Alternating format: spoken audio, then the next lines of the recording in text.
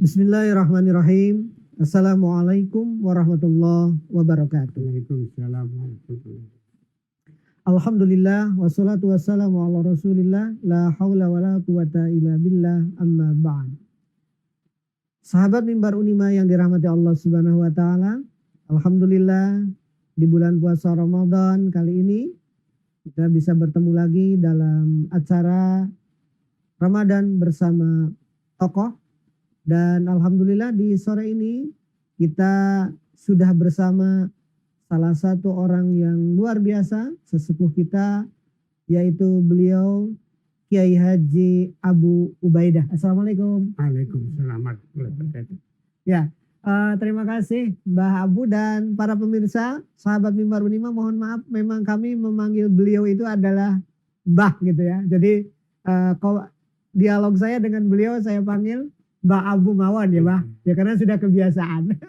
Ya gimana kabarnya Mbah Abu di bulan Ramadan ini?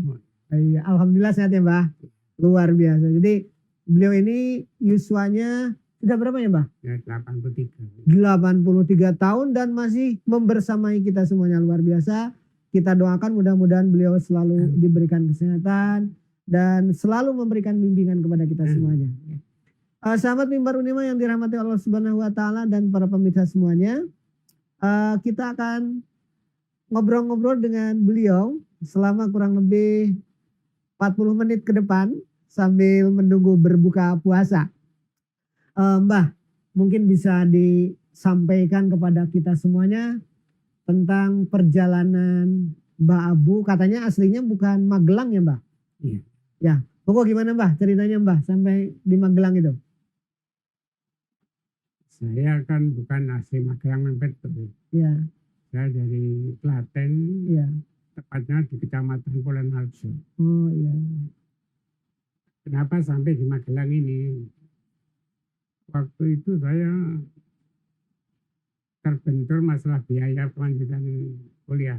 Oh iya. Walaupun tinggal skripsi tidak punya biaya. Iya. Akhirnya saya dengan ijazah yang ada waktu itu kebetulan ada kesempatan untuk mengambil sarjana muda yang sebenarnya belum ada. Betul. Ya. Saya ke Jakarta sampai 2 kali. Akhirnya saya ditugasi di Magelang ini. Oh ya. Memang saya pada waktu itu mohon kepada Allah kalau saya harus ditugasi untuk tugas mengajar. Iya. Minta ditempatkan bisa di daerah yang tidak panas dan tidak dingin. Iya. Dan saya nggak tahan dingin sekali tidak tahan, panas sekali tidak tahan. Iya. Alhamdulillah ditempatkan di Magelang. Oh iya. Tahun berapa itu Mbak? Itu tahun 64. Oh, 64. Kemudian saya juga mohon kepada Allah kalau bisa tempat mengajar saya itu jangan terlalu jauh dengan rumah saya itu. Tapi alhamdulillah di halaman saya sendiri.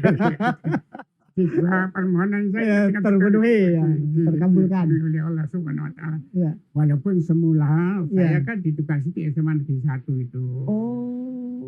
Di SMA Negeri 1 ada 15 tahun. Hanya saya pada repot pertama masuk di Magelang itu enggak ada kenalan. Kebetulan di pegawai Depak itu ada orang dari Klaten 1 itu. Saya sementara menurut di rumahnya itu. Ya. Kemudian untuk beberapa bulan saya pindah di Kauman dekat Pak Khalil Badawi. Oh, Khalil. Tahun 65 pada waktu itu tepatnya saya mulai mengajar 13 Maret ya, 13 Maret tahun 1964. Saya di dekat Pak Khalil itu kemudian ada peristiwa G13 itu loh. Betul. Ya. Nah, itu kan Pak Khalil selaku Ketua Muhammadiyah kan banyak urusan itu. Terutama memproduksi itu anggaran kartu anggota itu. Oh iya. Termasuk juga pemuda Muhammadiyah itu. Saya karena dekat ini, saya akhirnya berkenalan dengan Gantu. Bantu untuk menyiapkan anggota dan sebagainya itu. Iya. Yang akhirnya saya ditunjuk untuk sebagai Ketua Pemuda Muhammadiyah di Kabupaten. Saya Oh, pada waktu itu kota dengan kabupaten mesti jadi nanti jadi satu. Muhammadiyahnya itu Iya. masih bersatu. Ditunjuk sebagai ketua pemuda Muhammadiyah kabupaten. Jadi Tahun 60 ya 65. 65 itu 65 66 itu. Iya. Karena dulu kan tidak ada musda-musda itu. Oh iya. Musdanya Iya, kan iya. tujuannya saja. Iya, iya, iya. Pemuda Muhammadiyah itu. Iya. Kemudian sementara saya di pemuda Muhammadiyah itu kira-kira ada 2-3 tahun kemudian ditarik juga karena Pak Darminto di depan saya ini dulu sekretaris BPK Pemuda Muhammadiyah Jawa Tengah Iya. dan pendidikan kader Pemuda Muhammadiyah Jawa Tengah, ketuanya Pak Ibrahim itu di Temanggung. Iya. Saya ditarik sebagai sekretaris sekretaris BPK Pemuda Muhammadiyah Jawa Tengah gitu. Iya, iya, iya. Waktu itu mulai adakan training di daerah-daerah. Karena waktu itu kan daerahnya sampai di Kebumen, Iya. sampai di Jawa Tengah lah. Iya, Jawa. iya. Ini kenalan saya dengan Muhammadiyah lewat Pak Khalil dulu itu. Oh, gitu. iya. Jadi interaksi dengan Memang Pak Holil di itu. tempat saya Klaten. itu Hizbul Wathan sudah ada, tapi Muhammadiyahnya belum ada. Di Klaten itu. Iya, di tempat saya itu. Oh. Saya sudah jadi muda ini Hizbul Wathan Tahun itu, itu, tapi Muhammadiyahnya belum ada. Oh, iya. Karena Hizbul Wathan pada waktu itu dia hanya di sekolah, Betul, betul. tapi Hizbul Wathan pada waktu itu bergerak di masyarakat. Jadi Hmm. pemuda-pemuda di masyarakat itu yang masuk itu. Jadi tidak di sekolah saja. Tidak, tidak. Iya. Jadi memang sukarela betul itu. Betul, betul, betul. Di itulah saya mengenal jadi Hizbul Wathan tahun 48 ya. Sudah mengenal Iya, itu. 48 sampai kemudian saya masuk di Solo di Mualimin Muhammadiyah itu pimpin pemuda Hizbul Wathan itu di Mualimin Muhammadiyah itu. Oh, jadi ketika di Mualimin Mbah Abu sudah memimpin yang Iya, mimpin itu mimpin Awe Hizbul itu. Wathan itu. Iya. Ini adik pada waktu itu lah saya ini pensiunnya memang umur saya itu dituakan. Dituakan. Di waktu itu saya di Mualimin Muhammadiyah itu usia itu saya 17 tahun. Loh. Iya, Ada ujian guru agama waktu itu iya. oleh kepala sekolah itu saya disuruh ikut, padahal syaratnya 20 tahun itu. Oh, terus dituakan. Iya, syaratnya 20 tahun, tapi pada waktu itu kepala sekolahnya sudah nanti usianya dinaikkan saja nanti pada waktu ujian pakai peci gitu saja. Ya, saya menurut Iya, saja iya, lah itu. iya, iya, iya. Kenapa? Ada 12 orang yang lulus hanya 2. Kebetulan saya Tadi lulus, Mbak Abu. ada- Iya. waktu sudah lulus mau ngajar di Solo sebenarnya itu. Iya. Oleh bapaknya Pak Amin tidak boleh karena masih kecil gitu. Sama bapaknya Pak Amin Rais. Iya, bapaknya Pak Amin Rais yang jadi ketua kepala itu sekarang dinas pendidikan ya. Oh. Pendidikan agama di sana itu Bapak Amin Rais itu. Oh, jadi interaksi. Saya mau tugas tidak boleh itu. Masih kecil itu sekolah saya dulu itu. Oh. Iya, iya, iya. Saya sudah lulusnya masih kecil ya. Ah, terus setelah kan sudah dinyatakan diterima nih. Ya Mbak Abu. tetap diterima. Ya, tapi belum nggak jadi ngajar. Belum tidak boleh ngajar. Nggak boleh ngajar. Jadi, Iya. Ya, praktek mengajarnya ya sudah memang sudah lulus toh. Iya. Dan ya saya melanjutkan ke ujian ke dulu persiapan Iya. PTAIN dulu. Iya. SPPTAIN Iya. persiapan PTAIN itu. Dari Mualimin ke perusahaan PTAIN itu ya. 2 tahun. Iya. Dan baru masuk ke PTAIN itu. Nah, terus yang masuk ke Magelangnya itu Masuk Magelangnya itu tahun 64. 64, terus yang masuk di SMA tadi itu SMA 1 itu Ya, setelah di SMA terus jadi pimpinan Muhammadiyah. Setelah itu dari pimpinan Pemuda Muhammadiyah, iya kemudian jadi sekretaris BPK Pemuda Muhammadiyah Jawa Tengah itu. iya Kemudian saya ditunjuk juga pada waktu itu akhirnya di kabupaten ditunjuk menjadi ketua Muhammadiyah. oh kabupaten Iya kabupaten. Oh, Gitu. iya. Kabupaten.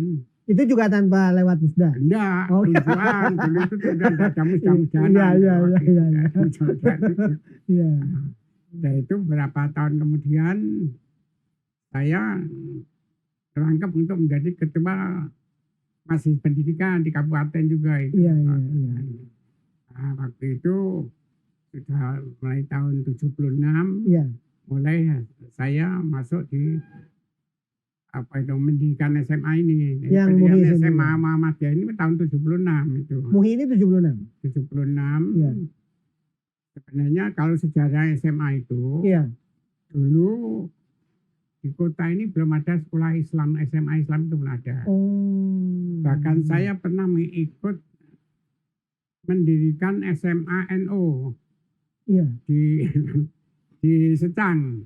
Oh, Di yang Secang yang ke arah Secang. Temanggung itu. Ya, tapi mati juga itu. Oh, Ah, iya iya. Muhammadiyah mendirikan juga di tempatnya di SD 6 Boton. Iya iya. Itu Iya. juga mati. Oh, jadi sempat mendirikan Muhammadiyah di sana. Di sana. Kemudian dirikan di ini Jalan Tidar ini. di Semia Semia ini. ini. Oh iya. Semia itu mati juga itu. Jadi Oh. saya ini tahapnya sudah ketiga pendidikan SMA nanti itu ketiga. Iya iya. Tapi lewatnya sampai saya kepinginnya ada SMA Islam tahun namanya siapa saya bantu NU juga tapi ya mati juga itu. Iya oke. Iya. Sahabat Mimbar Unima dan para pemirsa yang dirahmati Allah Subhanahu wa taala, memang berbicara dengan Mbah Abu ini kita tidak pernah bosan. Karena dalam setiap cerita tentang beliau itu selalu ada yang baru dan yang paling menarik selama saya ngobrol dengan beliau di beberapa waktu yang lain itu ada sesuatu yang menyebabkan kita menjadi mudah gitu dalam menghadapi persoalan-persoalan dan dengan beliau ya mengalir begitu saja. Nah, kemudian para pemirsa dan sahabat Mimbar Unima yang dirahmati Allah Subhanahu wa taala, kita juga akan bertanya, oh ya, ada yang kita terlupakan bahwa sesungguhnya kita sudah pernah menulis tentang beliau ini, tokoh kita yang luar biasa ini, Mbah Abu adalah pejuang nekat fisabilillah. Itu bukunya pernah kita launching dan banyak orang yang terkesan dengan bukunya tersebut yang ditulis oleh Ustadz Zuhron dan mungkin para pemirsa dan juga sahabat Mimbar Unima itu bisa bisa membeli atau bisa mendapatkannya melalui LP2SI Universitas Muhammadiyah Magelang. Oke para pemirsa dan sahabat Mimbar Unima, kita lanjutkan obrolan kita dengan Mbah Abu yang luar biasa. Sampai sore ini masih di bulan Ramadan ini masih semangat bersama kita. Mbah, kita itu sering ya utamanya setelah membaca bukunya Mbah Abu itu tentang Mbah Abu yang nekat fisabilillah itu, kadang banyak pemikiran-pemikiran Mbah Abu itu yang menurut kita sederhana tetapi brilian gitu. Maksudnya kadang nggak terpikirkan oleh orang lain, umumnya ada sedikit-sedikit aturan yang rada dirubah untuk tujuannya yang lebih maslahat itu ya menurut kita keluar dari kebiasaan gitu loh Mbah. Keluar dari mainstream atau keumuman. Menurut Mbah Abu bagaimana sih sesungguhnya kita mendapatkan makna Islam itu yang selama Mbah Abu ini Yuswa sudah lama gitu kemudian berinteraksi dengan masyarakat, mendapatkan Islam itu supaya enak dijalankan itu? Ya pertama memang orang harus memahami hakikat Islam itu sendiri. Iya. Kalau orang tidak memahami betul hakikat Islam ya barangkali untuk merealisasikan keislaman itu sendiri tidak pas. Iya. Jadi pertama orang harus paham betul terhadap apa sebenarnya Islam itu. Iya. Dan tujuannya ada agama Islam itu untuk apa gitu. Iya. Ya apa bentuk rahmatan lil alamin itu. Iya. Jadi pemahaman ini penting. Iya. Sehingga mungkin juga kita maklumi bahwa keislaman orang di Indonesia kan dulu itu dimulai dari bukanan ya. Kadang-kadang pemahaman bukan asli dari ajaran itu sendiri, tapi simbol-simbol saja itu, simbol-simbol saja, sehingga kadang-kadang percampuran dengan ajaran-ajaran tradisi itu banyak sekali, sehingga kadang-kadang keaslian Islam itu menjadi tidak tampak atau tampak hanya sebagian saja. Jadi saya berpikir kadang-kadang ini perlu ada pencerahan itu mengenai masalah Islam itu yang sebenarnya itu.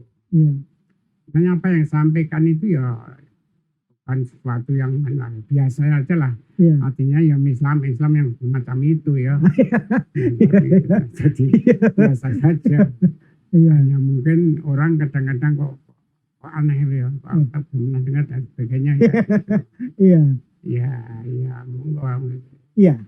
Ya karena memang itu Mbah yang kita dapatkan mungkin ya karena keterbatasan kami juga gitu ketika mendapatkan pembelajaran tentang Islam itu, karena mungkin sumber yang kita baca ataupun kita dapat informasi ya seperti disampaikan Mbak Abu bukan dari orisinalnya lah, itu sudah ada penafsiran yang agak jauh gitu mungkin. Jadi bentuknya kemudian kan memberikan pelajaran Islam itu bentuk apa ya, simbol-simbol tradisi.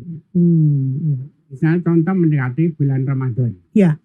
Itu kan ada yang kita itu menyiapkan sesuai dengan turunan Rasulullah. Betul. Sampai sekarang masih tradisi itu masih banyak itu. Iya. Nyadranan, Betul. gitu, Iya. padusan, Iya. dengan segala tetek bumi itu kan masih banyak itu. Iya. Ya itu kalau lihat memang juga asalnya mereka berpikir masalah Islam, hanya pada waktu itu barangkali orang belum pandai membaca dan menulis, diajarkan dengan simbol-simbol lebih mudah. Oh, Gitu. iya. Nah, iya. misalnya puasa itu intinya apa? Pengendalian nafsu. Iya. Waktu kenduri ada ingkungnya. Ingkung itu kan jago. Iya. Itu kan menggambarkan jago itu kan binatang yang ini digambarkan penuh dengan nafsu. Keluar dari kandang itu ngajar babon itu. Ditelikung, maksudnya Iya. puasa itu nafsumu itu harus ditelikung. Kayak gitu, toh. Gitu ya. Nah, Iya. kemudian ada lagi makanan yang bulat waktu kenduri itu. Iya. Apem. Iya, Itu kan ampun bahasa Arab. bahasa Arab, maaf. Kita mohon ampunan, Benar, makan iya. dan bulan Ramadan bersih diri. Hmm. Pak, mohon ampunan kalau anak ada kesalahan dan sebagainya. Ya, toh ini. Iya. Tapi ajarannya pakai apem itu. Iya. Ada padusan. Iya. Padusan juga itu kan dari kata adus. Iya. Itu inginnya juga bersih juga. Menghadapi bulan Ramadan itu supaya hati kita itu bersih. Iya. Dada kita itu terbuka. Iya. Nyadrannya dikala sodrun loh. Iya. Sodrun itu kan Dada. dada. Artinya dada terbuka itu. Sebab apa? Kan masih banyak orang mau kedatangan bulan Ramadan itu kan ono sing seneng banget ya toh, Betul. memang kita nantikan. Betul. Ono sing biasa-biasa saja. Iya. Ada yang kadang-kadang susah sekali. Susah, gitu. iya, betul. Saya pernah naik dari Muntilan ke Magelang itu ada 3 orang mahasiswa di Jogja itu bareng. Iya. Puasa kurang 3 hari. Iya. Ngomong sama temannya itu. Iya. Orang gimana koso ya? Nggih. Ayo dan ini. Ini kan berarti kan mereka itu. Iya. Tapi ada juga yang salah dengan ngomong sama temannya itu. Iya. Oh, ya, 5 hari lagi puasa ya biasa toh. Tahun no poso. Ini kan berarti kan ada yang Iya. biasa-biasa saja. Betul. Jadi dengan datang Ramadan berbeda-beda ya, Mbak, ya? Beda-beda Iya. itu. Kita mudah-mudahan termasuk orang yang menantikan nantinya bulan Ramadan itu. Insya Allah. Jangan yang pertama atau yang kedua itu. Iya. Oke, luar biasa. Jadi sahabat Bimarunima yang dirahmati Allah, beliau saya baru mendengar dari beliau ternyata nilai filosofisnya dari kebiasaan-kebiasaan yang berkembang di masyarakat itu Iya. juga ada nilainya gitu. Nilainya Iya. luar biasa. Hanya masalahnya sekarang orang bertradisi semacam itu ngerti enggak Iya masakan itu. betul. Jadi hanya terperangkap pada simbol Iya. itu ya, Mbak. Sampai Ya, Bu. saya itu pernah ngajarkan, Iya. Bu, kalau pas padusan itu ada Mubalik Muhammadiyah yang di tempat pemandian sana pidato aku. Iya. Menjelaskan gitu loh. Betul. Sebab maunya padusan bersih diri, tapi kadang-kadang kenyataannya justru mengotori diri. Iya. Kesempatan pacaran. Nah, itu. Iya. Ya luar biasa. Nah itulah sahabat Bimarunima, Mbah Abu ya seperti itu. Jadi selalu terselip pelajaran yang luar biasa yang menjadi inspirasi bagi kita. Ada satu perubahan yang harus kita lakukan ketika itu memang kurang sesuai. Tapi dengan cara-cara yang luar biasa bijaksananya. Oke Mbak Abu, sebelum kita melanjutkan bicara tentang pemahaman Islam, tadi ada yang lupa nih. Belum saya tanyakan ke Mbak Abu tadi kan, balik lagi ke Mbak Abu pernah di SMA, kemudian kiprah Mbak Abu itu bagi kami yang muda-muda ini kan jadi simbol dan mungkin jadi inspirasi utama bagi Muhammadiyah di kabupaten dan kota. Itu bagaimana ceritanya Mbah bisa total berinteraksi berjuang di jalan Allah melalui Muhammadiyah ini sampai Mbah Abu ya orang yang menurut kami ya luar biasa sampai sekarang di pimpinan daerah Muhammadiyah. Saya dulu kan di kota ini setelah dari dekat tempat tinggal di dekat yang Pak Khalid Badawi. Iya, iya. Saya mau pindah itu kan ini ada murid Kiai Madagelan langsung. Bapak Kiai Muhammad Hasuri itu Pak Khalid itu ngomong sama Pak Kiai itu. Saya juga ada di depannya. Pak Kiai Asuri itu. Habis Jumatan Iya. di masjid besar itu, Iya. hampir di tempat Pak Khalid itu. Iya. Pak Khalid ngomong, tapi saya sudah rasakan, Pak Khalid saya mau pindah tempat dari sini itu. Kami satu rumah itu ada jadi murid SMA 2 kan tidak enak. Leres. Dia tampingan pada Kiai. Kiai, ini Pak aku yang pindah nih, Pak pindah nanti. Ayo goni kamar goni ngarep di goni kono. Nah saya akhirnya di tempat tinggal di situ. Segala sudah disiapkan sana itu. Saya tidak perlu apa-apa. Tempat tidur, segala perlengkapan, almari sudah ada semua itu. Beliau itu memang murid Kiai Madagelan yang untuk. Dia sering sore itu cerita-cerita masalah ya menjelang maghrib itu biasa di TV tamu cerita waktu jadi muridnya Kiai Madagelan itu. Yang diulang-ulang itu apa yang disampaikan Imam Ghazali itu dah. An-nasu kullukum halaka illa alimun halaka illa amiluna halaka illa mukhlisun itu dia ulang-ulang terus saja itu. Itu yang motivasi. Iya. Sampai ceritanya Mbak Abu dakwah sampai daerah Salamana gitu ya Mbak? Oh iya. Sampai sana itu. Itu gimana sih Mbak? Ya itu kadang-kadang memang ya diminta loh sana diminta ke sana. Jadi saya datang ke sana diminta kadang-kadang. Hanya memang saya pada waktu itu dakwahnya lewat saya pernah ngajar juga untuk tiap malam minggu itu di Menoreh. Menoreh. Ngajar itu seni baca Al-Quran itu. Malam minggu di sana, nanti kita bermalam di tempat Kiai Khalil itu. Itu di sana, nanti minggunya pulang itu. Tapi waktu itu berhenti karena peristiwa G13 itu. Jadi, biasanya saya diminta terus. Kemudian yang pertama kali saya itu melakukan dakwah di kabupaten di Bojong. Bojong malah. Bojong dari Kalbatang sana itu. Bojong, yang ke kiri naik gitu kalau dari sini. Benar. Itu di tempat Pak Dari sekarang yang masih ada di sana itu. Sehingga saya itu hampir tiap malam minggu itu di sana. Di sana hingga oleh ibunya dari seperti anaknya. Pernah saya sakit di rumahnya itu sampai 1 minggu. Di rumah beliau itu. Sehingga pada waktu saya nikah itu, itu satu-satunya perempuan yang antar saya ke sana itu ibunya dari situ. Subhanallah. Jadi memang saya waktu itu ngajar di SMA Negeri, si Wardoyo itu murid saya. Nah, itu nanti kalau hari Sabtu saya terus dibawa ke sana itu. Turun di belakang gonceng sepeda itu lewat sana. Allahu Akbar ya. Para pemirsa dan sahabat Mimbar Unima, luar biasa. Itu hanya sebagian kecil dari perjalanan Mbah Abu. Karena kalau saya baca di bukunya Ustaz Zuron yang menulis tentang Mbah Abu sebagai pejuang nekat fisabilillah itu banyak romantika perjalanan hidup beliau, termasuk beliau masuk penjara kalau tidak salah ya, seperti itu ada di buku tersebut. Kalau itu ya bagian dari perjuangan beliau itu. Resiko perjuangannya Pak. Fitnah ya. Jadi waktu itu memang tidak lepas dari situasi politik. Iya, situasi politik. Iya. Tapi mungkin nanti biar penasaran sahabat Nimarunima dan para pemirsa bisa langsung baca bukunya tentang beliau, ada di bukunya tersebut dan luar biasa itu. Mbak Abu, kemudian yang berikutnya begini Mbak, bagaimanapun juga Mbak Abu adalah sebagai salah satu founding father atau pendiri ataupun perintis Universitas Muhammadiyah Magelang. Itu bisa diceritakan ke kami. Saya sebenarnya bukan perintis ya. Oh bukan, ya.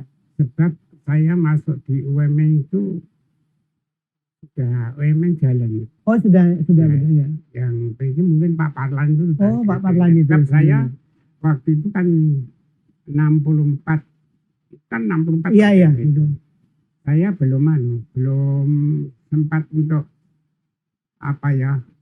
ngaruh ke UMN itu belum sempat itu. Ya, jadi hanya sudah beberapa tahun sudah itu baru saya itu ada hubungan dengan UMN. Jadi saya tidak termasuk perintisnya itu. Nah kalau seperti SMA di sini memang saya perintis awal ya. Itu 6 orang yang ada di sini itu. Saya, Pak Mugianto, Pak Darminto, Pak Ihsan, mana bendahara UMM dulu itu. Daripada itu, terus Pak Sarjono itu, kemudian Pak Sidik, ada 6 orang itu. 8 orang. 8 orang. SMA ini berdiri atas saran dari Kepala SMA Negeri. Waktu itu Pak Abdul Munis Sudiro itu, nasionalis. Itu Pak Bu itu di Magelang kok belum ada SMA Islam itu yang mendirikan itu. Ya, saya akhirnya ngajak teman itu mendirikan itu. Orang itu dan waktu itu sudah rapat, akhirnya saya ditunjuk jadi kepala sekolah itu aja. Jadi saya masih di SMA Negeri itu lah. Kalau gitu sekolahnya masuk sore. Tapi untuk izin dulu kan harus cari izin operasional dulu. Betul. Waktu itu kan nggak ada biaya toh. Iya. Akhirnya 8 orang itu kan urunannya Bu. Bapak Semarang itu saya. SMA itu mulai dengan 8.000 itu. 8.000 itu. Modal awalnya itu ya Mbak. Subhanallah. Itu memang tahapan pertama menarik karena guru SMA Negeri itu kan SMA pilihan. Iya. Gurunya kalau sore saya tarik sini semua. Sampai ada yang Kristen juga saya tarik sini. Luar biasa. Karena apa? Karena sini belum ada guru Islam yang bisa mengajar bahasa Jerman, ya toh? Iya betul. Terus apalagi itu ada bahasa Prancis sebagainya. Saya risau orang Kristen. Subhanallah. Tapi ya percaya enggak apalah. Itu enggak punya. Betul. Dan mereka tidak akan menyebarkan agama Kristen di sini. Termasuk juga Pak itu yang kan jadi pembantu di Universitas Rio Paroto yang sudah meninggal itu dari sini Pak. Itu juga gue tiap membina anak-anak itu kalau bulan Ramadan itu psikolog gitu. Psikolog. Seneng. Anak-anak juga seneng, dia juga seneng. Iya. Tapi segini Kristen juga. Kristen juga ya. Jadi para pemirsa Mbah Abu itu profesional gitu ya. Jadi memang kalau kita nggak bisa ya yang bukan yang non muslim ya nggak masalah, itu asal untuk kemajuan kita lembaga kita mungkin ya seperti itu ya Mbak. Mohon maaf Mbak, saya balik lagi Mbak Abu berkaitan dengan Unima, dengan UMM dulu masih UMM. Yang kami tahu Mbak Abu kan masuk di memberikan kontribusi di UMM juga itu Mbak. Itu tahun berapa Mbak mulai Mbak ikut dibantu di 70-an. Ya berarti ya tidak salah-salah banget ketika kita mengatakan Mbak Abu ya termasuk orang yang pada awalnya ikut meskipun mungkin nggak membidani tetapi ikut memajukan di tahap-tahap awal. Memang UMM itu kan bagi lama besarnya dari lama itu ibaratnya orang pelihara kambing itu kuntingin itu. Iya. Tidak besar-besar itu. Iya, kenapa ya Bang? Ya mungkin dari SDM-nya juga belum siap baik, dan sarana prasarana juga belum siap itu. Ya, lama hanya pada waktu itu. Kayaknya di P3SI ya Mbah? P3SI ya Mbah Abu? Sebelum Ya, tahun atau di berapa Tarbiyah dulu? ya, sudah sini lagi P3 ini setelah kita mengajar juga di sana. Oh, Tarbiyah itu ya Mbah ya? Ya, itu sama apa Akbar ya. Iya. Itu Pak Masman. Pak Masman Andara. Iya, itu. Kemudian Mbah Abu P3SI zamannya Mbah Abu itu? Pak Masman. Pak Masman ya? Pak Masman terus bentar Pak Masuli itu. Di Agus itu. Oke. Iya. Kemudian Mbah Abu di Unima juga beliau pernah di BPH ya Mbah? BPH ya. Zamannya Mbah Khalil ya? Mbah Khalil Badawi ya? Pak Khalil terus Pak Nur Hadi Jamal. Iya. Terus Mbah Khalil Mali. Iya. Mbah Khalil. Oke. Subhanallah. Jadi memang catatan kita untuk perjalanannya Mbah Abu ya sesungguhnya ya sangat banyak lembarannya, tetapi keterbatasan waktu kita mungkin kita perjalanan Mbah Abu kita obrolannya sampai di situ dulu. Tapi ada beberapa Mbah, tadi kita sudah berbicara tentang Islam sama Mbah Abu karena saya tadi greget pengen tanya mengapa Islam itu mudah dipahami oleh Mbah Abu, tadi sudah ada jawabannya. Sekarang berbicara tentang Ramadan Mbah. Sekarang Yusuf Mbah Abu kan sudah 82 tahun ya Mbah ya? Mbah, yang selama Mbah Abu melaksanakan ibadah puasa Ramadan ini pernah ada bulan Ramadan yang paling berkesan menurut di dalam perjalanannya Mbah Abu? Ya, apa ya? Kalau masalah lingkungan saya rasa ya biasa-biasa saja lah ya. Ramadan itu. Memang kalau pada waktu di Pemuda Muhammadiyah di BPK Jawa Tengah itu memang bulan Ramadan itu bulan yang penuh dengan kegiatan-kegiatan training itu. Iya. Jawa Tengah itu. Kalau di lingkungan itu ya biasa-biasa seperti umum. Iya. Jadi justru pada saat muda itu ya Mbak ya sangat berkesan. Karena lahan perjuangannya kayaknya semakin semangat atau semakin luas mungkin ya Pak? Ya itu ya fisiknya masih ada. Iya. Pikirannya masih tidak terlalu banyak. Iya. Memang waktu saya ambil SMA kan terfokuskan pada SMA ini. Iya. Sehingga saya juga sedikit untuk ya menyapa UMM apa itu. Karena kesibukan di betul. muridnya kan 1.300-an, masuk 2 kali sehingga saya itu masuk jam 7 sampai jam 6 sore di sekolah terus itu. Jadi tidak sempat untuk mikir yang lain. Iya, betul. Ya, mungkin ini para pemirsa dan sahabat Mimbar Unima, kita mintakan Mbah Abu memberikan satu nilai atau satu kata kunci tentang pemaknaan Ramadan ini, ibadah puasa Ramadan bagi kita semuanya. Karena ya itu Mbah Abu, jadi banyak kita melaksanakan ibadah itu hanya ritual biasa tanpa mendapatkan makna. Ini kata kuncinya kira-kira biar bermakna seperti ya, apa? orang harus paham ya. Kita Ramadan itu dan berakhir nanti soal Idul Fitri. Gitu? Iya. Kata-kata kembali pada Idul Fitri berarti orang kembali yang tadinya di situ. Iya. Tadinya di situ pergi. Iya. Balik lagi ke sana ya. Ini mananya maksudnya kita kembali Ramadan itu sebenarnya ini proses untuk mengembalikan manusia pada fitrahnya. Iya. Fitrah manusia itu kan baik. Iya. Percaya kepada Allah, merasa sebagai makhluknya, merasa rendah dan sebagainya, sehingga selesai bulan Ramadan ini mestinya kita kan takbir Allah Akbar, kembali membesarkan asma Allah lagi toh. Iya. Setelah diprosesi menjadi ingat Allah lagi. Iya. Tapi dalam perjalanan sesudah berhari aja ini entah beberapa minggu kadang-kadang udah lupa dengan Allah Akbarnya itu. Karena kesibukan urusan dunia dan sebagainya, bahkan kadang-kadang sifat yang dibentuk pada bulan Ramadan, Ya. kemanusiaan, sifat suka membantu dan baik bulan Ramadan jadi lupa lagi. Iya, Karena kadang-kadang kita berubah menjadi sifat seperti binatang ini. betul. Untuk menerkam orang Lain. lain itu kadang-kadang tidak merasa itu. Betul.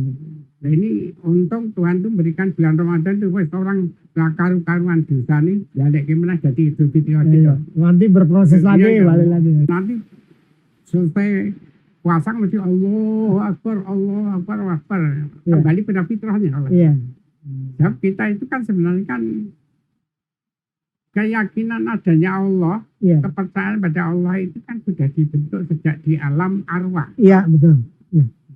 Di Al-Araf al 172 kan Allah Rabbikum subhanahu qalu Bala syahid. Nah itu kan Iya. ada. Nah ini yang kadang-kadang ini kita di bawah Iya. ini lupa Iya. dalam perjalanan ini. Iya. Kadang-kadang bentuk kehambaannya ini sifat-sifat kemanusiaannya itu lupa jadi kebinatangan dan sebagainya itu. Iya. Ya itu balik lagi pada Iya. itu lagi. Tiap tahun ada semacam Betul. itu. Iya. Hanya orang tahu ndang dibalik kene wis Allah Akbar ini Jojo Allah Akbar ini seminggu wis ilang meneh. Tidak, Allah Akbar, Allah Akbar. Iya. Ini kan kata Iya. gitu. Iya, luar Intinya biasa. intinya kan di situ. Betul, sebenarnya. betul. Kalau kita itu mengerti itu ganteng kan malu untuk kita itu. Betul. Iya. Wes diberikan mengembalikan Tuhan itu tidak main-main gitu. Iya. Wes dengan baca Quran saja wes huruf 10 kali 70. 700 satu huruf kalah. Iya. Balik gitu. Iya. Sedekah yang paling utama bulan Ramadan dan sebagainya memberikan makan pada orang puasa itu pahala sama dengan orang berpuasa. Puasa. Iya. Itu kan ditarik maka dibalas ke fitrah kembali. Betul. Iya. Makanya ada barang siapa yang puasa iman dan Wahtisaban. waktisaban wilau mata kebana menjadi Iya. atau kadang-kadang kawalat jadu umuhu Iya, seperti dilahirkan oleh ibunya lagi Iya. yang fitrah. Betul. Orang ini sadarnya ke sana ini. Balik ini seminggu wis Allah Akbar dan Allah Askor Akbar. lagi. Kan orang mengkono lah jadi Lupa malah ya. apa Iya. itu semacam sifat-sifat kebinatangannya. Muncul. Misalnya satu contoh saja yang dekat. Iya. Kita itu merasakan ada peduli terhadap orang-orang miskin. Betul. Waktu ada pandemi ini Iya. kan dana sosial itu dikorupsi toh. Nah itu kan juga sifat-sifat apa ini? Sifat-sifat Tanda tangan. kebinatangan. Mau jadi orangnya nanti sana Betul. tegel korupsi. Iya. Jadi Iya. orang tidak paham. Betul. Luar biasa. Subhanallah. Jadi apa yang disampaikan Mbak Abu berkaitan dengan Ramadan ini supaya kita mendapatkan makna dari pelaksanaan ibadah kita di bulan Ramadan, kita harus menyadari bahwa Ramadan ini adalah bulan di mana kita diproses, Mensucikan diuji, diri lah. sehingga kita akan kembali suci. Sekembalinya melaksanakan ibadah puasa Ramadan, kita akan kembali kepada Idul Fitri, kembali kepada kesucian. Terus saya tambahkan gitu. Ya. Mari kita pahami ajaran Islam sebenarnya kan arahnya itu mensucikan. Ya. Syahadat itu mensucikan Iya, akidah. iya, Jangan campur musik. iya, Sholat mensucikan Mensucikan. apa? iya, Ini akhirnya iya, caranya dengan pada Allah. Akhirnya sholat tali dikri. iya, Gitu. iya, Atau faksa wal mungkar dijauhi. iya, Jadi kemudian ada lagi zakat iya, mensucikan bukan harta. harta. Kemudian puasa Iya, mensucikan roh kita. iya, Nah, ini kan ya, haji mensucikan perjalanan hidup kita. Jadi, nah ini sudah suci semua nanti kembali pada fitrah. Artinya kan itu. Iya. Jadi kalau kita lihat sebenarnya ajaran Islam itu mengarahkan kita supaya menjadi suci. Ya. Akidah kita suci, ya toh. iya, Ya, kita suci, harta kita suci dan sebagainya. Oke, luar biasa. Tidak terasa waktu kita sudah mendekati berbuka. Jadi mungkin obrolan kita Mbak bisa kita sambung lagi di lain kesempatan. Memang ngobrol sama Mbak Abu sangat menyenangkan karena kita akan selalu mendapatkan yang baru, pemahaman Islam, dan kita juga mendapatkan pencerahan dari beliau. Tentu beliau bisa menyampaikan ini karena kedalaman pemahaman beliau tentang Islam dan juga perjalanan hidup beliau yang sudah lama dan pantas beliau menjadi panutan dan menjadi inspirasi kita semuanya. Sahabat Mimbar Unima dan para pemirsa yang dirahmati Allah Subhanahu wa taala, demikian acara kita sore ini, Ramadan bersama tokoh yang telah menghadirkan tokoh kita sore ini yang luar biasa, yaitu Kiai Haji Abu Ubaidah. Matur suwun, terima kasih Mbah atas kesempatannya kepada kita semuanya. Mudah-mudahan Mbah selalu sehat walafiat dan para pemirsa juga selalu sehat semuanya. Monggo selamat berbuka puasa dan kami mohon maaf atas segala kekurangan dan kehilapan. Assalamualaikum warahmatullahi wabarakatuh.